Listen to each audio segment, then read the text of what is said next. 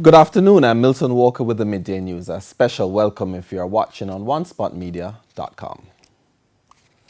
Three more persons have died from COVID-19 in Jamaica. The total number of COVID-19 related deaths now stands at 435. The latest cases comprise two men and a woman ages 72 and 85 from Hanover. The Ministry of Health says two more deaths are being investigated. Meanwhile, Jamaica also recorded 265 new COVID-19 cases on Tuesday. This pushed the total number of confirmed COVID-19 cases to 24,103. Their ages range from 10 months to 86 years. All parishes recorded new cases. Kingston and St. Andrew recorded the largest number of cases with 100, followed by St. James, 30, and 21 in St. Catherine. Meanwhile, 282 persons remain in hospital. 30 persons are critically ill. There are currently 9,696 active cases. The Health Ministry continues to manage the twin threats to the health sector, the coronavirus pandemic and the flight of nurses to greener pastures.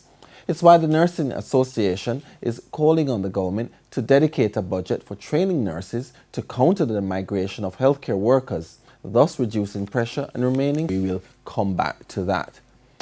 There are more criticisms this afternoon about the new measures announced by Prime Minister Andrew Holness on Sunday to curtail the spread of COVID-19.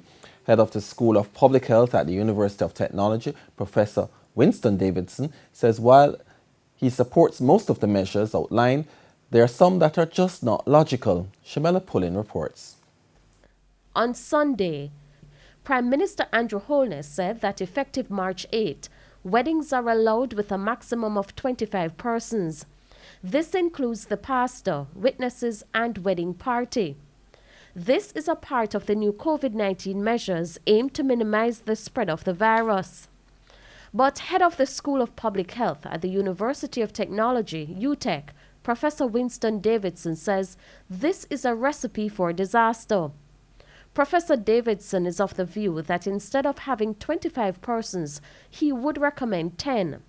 As far as I'm concerned, you don't need 25 persons in a wedding. You can put that over, using remote measures for the weddings. And when you say 25, almost invariably, you're going to have much more people than that. And if everybody sit down to eat, it means that they're eating without a mask. And they're talking in an enclosed space.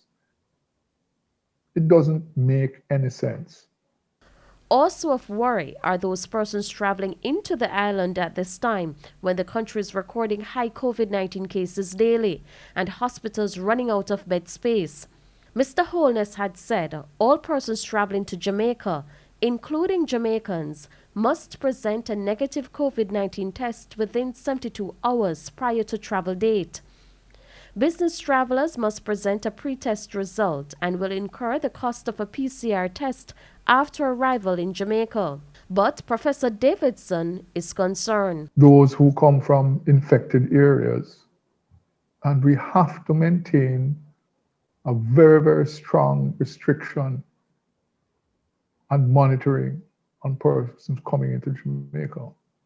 And the measures that have been introduced, some of these measures have been introduced before, but I don't think that we have been as vigilant as we ought to have been.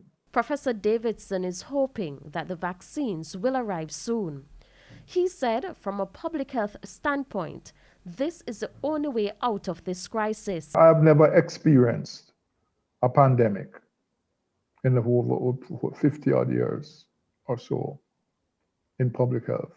50 years in public health that has been so overwhelming and also so life-threatening, especially to the elderly and persons who are in fact have comorbidities, other diseases.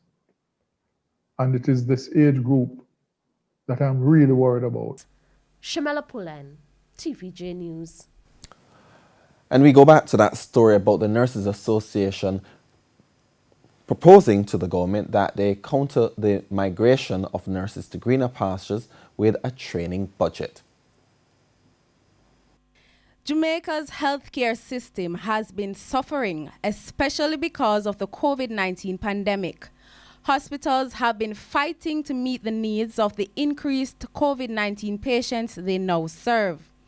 One of the most challenging problems is the shortage of healthcare professionals, particularly nurses.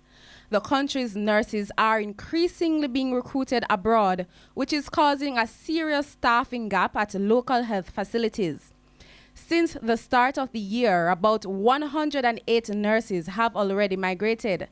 Earlier this week, Health Minister Dr. Christopher Tufton revealed that more than 70 nurses at the University Hospital of the West Indies alone have been lured by overseas recruiting agencies since January. President of the Nurses Association of Jamaica, NAJ, Patsy Edwards Henry, laments that the government has not been employing as many nurses as it has been losing. What has happened is that we have not been employing as much as we are losing. And we also have to understand that we're working with a cadre, and we've been saying it's over 30 years for the past 10 years. So the cadre could be close to 40 years old. So while we have expanded our services, while we have included and increased our bed capacity, we have not increased the cadre. So no, we are not employing enough to fill the gap for those who are leaving. With the health crisis at hand, the NAJ boss is calling on the government to dedicate a budget specifically for training nurses. According to Mrs. Edwards Henry, the government currently does not have a training budget for nurses, which she believes could help alleviate staffing gap at hospitals. The Ministry of Health, through the Ministry of Finance, does not have a training budget in place. So they would look at what is happening in the country, do an analysis. For the next 5 years, we're going to be needing 150 nurses or 200 nurses. I am going to train and invest in these nurses. We're not doing that anymore. She explains that since 2011, most of the nursing schools have been transferred from the Ministry of Health to the Ministry of Education. As a result, nurses have to pay for their education from their pockets without guarantee of a job. Mrs. Edwards Henry was speaking this morning on TVJ's Smile Jamaica. Sandy Williams, TVJ News. We take a break now. Stay with us. More stories when we return.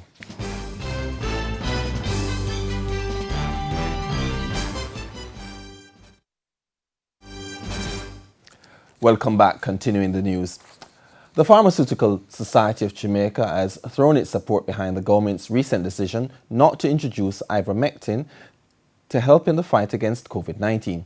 The Society's president, Dr. Winsome Christie, commented on the issue following a proposal by the Medical Association of Jamaica, the MAJ, for the government to consider the drug as part of its treatment options. But Dr. Christie said the government is adopting the stance like other international bodies, such as the FDA, CDC, and other European bodies. She said when a drug is to be approved for use in the population, just like vaccines, it has to go through different channels. Because the dose at which it needs to be used to be effective for the virus is 100 times more than what is safe in humans. And so it will be detrimental because of that. So even though it has these properties and has the potential to be used, when they examine it in larger trials or in some studies, it's not, the expert panel has decided that they don't want to recommend its use. And in terms of claims by Health Minister Dr. Christopher Tufton that some medical doctors using the drug to treat patients in Jamaica, Dr. Christie says as pharmacists, they're also monitoring those practices. We are still following guidelines of the Ministry of Health and Wellness. And we advise practitioners of, what the protocols state. We remind them because they're eager to treat the patients and to, do the best for them, following the Hippocratic Oath, right?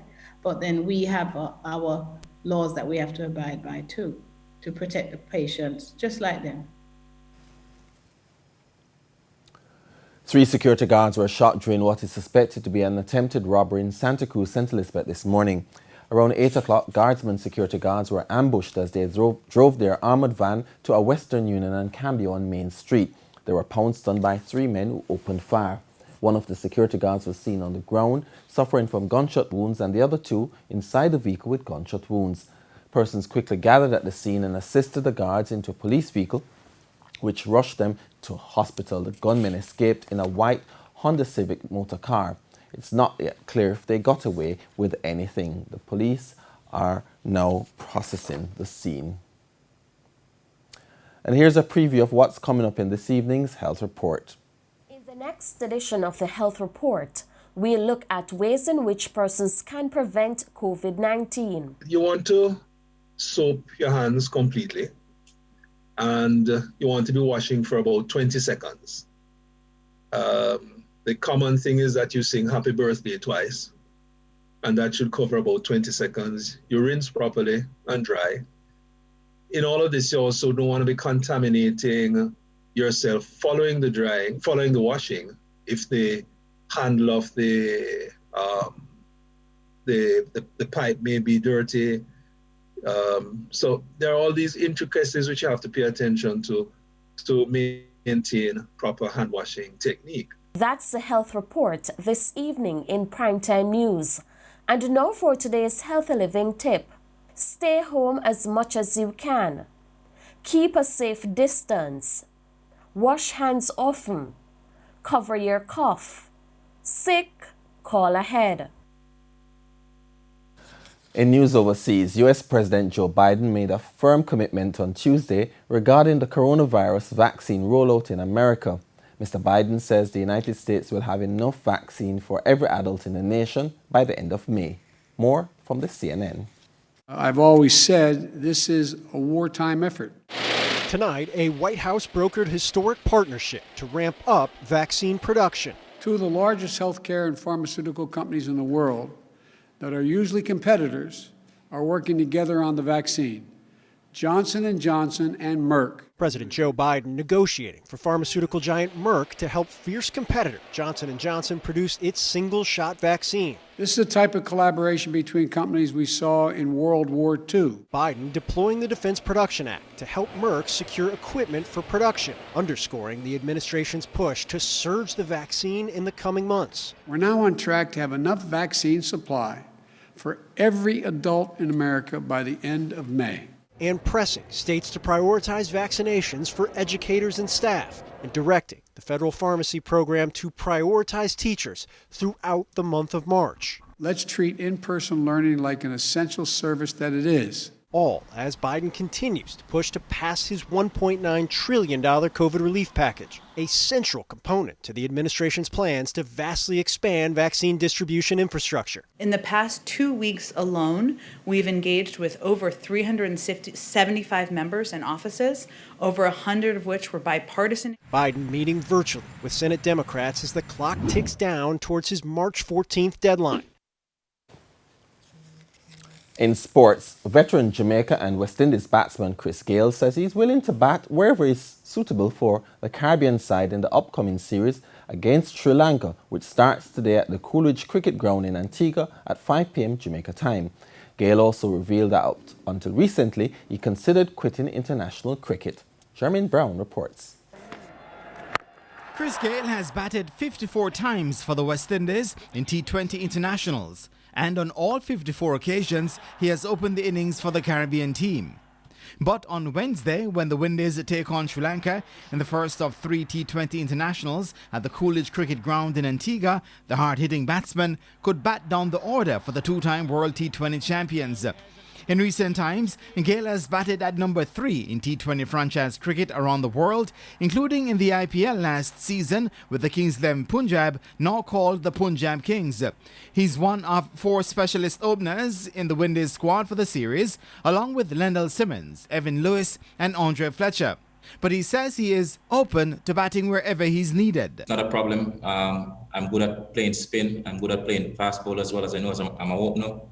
But with West Indies cricket, whatever they want, whatever role they want me to play, I'm willing to play that particular role, so I'll be open, in that regards when it comes on to the captain and the coach, what role they want me to play within the team as well, because there's a lot of T20 games, before the World Cup. It's a lot of talent within the team as well. So maybe they want to look at some players in some sort of regards as well, because it's all about managing, myself as well. So whatever role they want me to play, I'm pretty much open to it. 41-year-old Gale, who has not played a T20 international since March 2019 against India, revealed that he has since thought about quitting international cricket, but was convinced by Cricket West Indies and others to stay on. I wasn't really actually thinking down this road. To be honest, I was like, I'm going to play like franchise cricket and exploit my talent more, entertain the people as much as possible. And, whatever is left to offer, within the game from Chris Gayle, and I want to exploit it around the world. And, like I said, when I get the call and they ask if I'm willing and I'm interested, I say yes. And, once I play for West Indies, that's where my heart is. And I'm never going to turn down anything, pertaining to West Indies cricket at this particular time as well. Gale says a third ICC T20 title is among his immediate goals. Well, I want to accomplish by start off on a winning note by winning this series. But the bigger picture is actually, to get 3 T20 titles, under my belt. So that's actually the goal, the goals. That's actually the goal I'm setting, ahead by winning the T20 World Cup. But we have quite a few series, coming up. So we have a lot of cricket, leading up to that as well. And, we try and take as much as possible out of these series coming up. And, again, get some momentum, leading up to that. The ICC T20 World Cup will be played in India in October-November this year. The West Indies won the T20 World titles in 2012 and 2016. Jermaine Brown reporting for TVJ Sports. And that's the Midday News. I'm Milton Walker. Join us at 7 for Primetime News on behalf of the news, sports and production teams. Good afternoon.